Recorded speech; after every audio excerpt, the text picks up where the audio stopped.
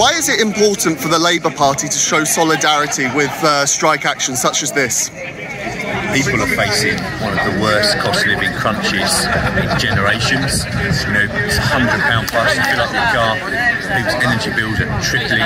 My local food bank in Ilford ran out of food over the past few months. People are in real dire straits. The BT workers that are on strike today, you know, these are people that earn a decent salary, but they've been treated abominably. You know, some of the BT call centres across the country have been had to actually put in place food banks within the call centres to actually make sure that the staff there are actually having food to take home for themselves and their children. That's outrageous. So in a time, BT's chief executive has had a 32% pay rise that they've awarded to themselves. That, you know, out of control executive pay, whilst ordinary workers are getting hammered, is totally and utterly wrong. So it's important that the Labour Party is really clear.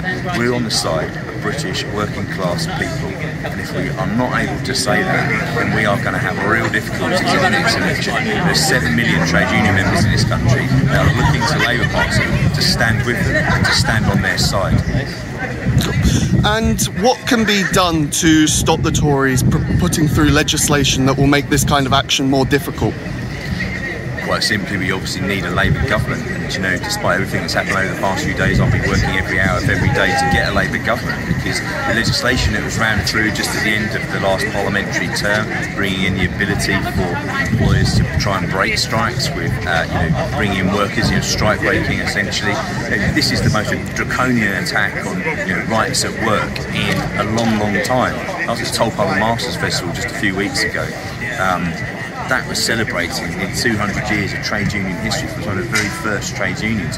We've built up our rights, whether that be having holiday pay, sick pay, even having a weekend. You know, the fact that we only have a 5-day working week now. These are all hard-won rights of the trade union movement. And you listen to the Tories, you listen to the bidding war between Sunak and Truss over who can dismantle and attack our hard-won workplace freedoms. It's completely outrageous. So that's why we need to be really clear about our positions and about fighting back and doing whatever it takes to oppose that anti-trade union legislation, is attacking people's rights at work. And do you think the Labour Party have a leader to do that at the moment?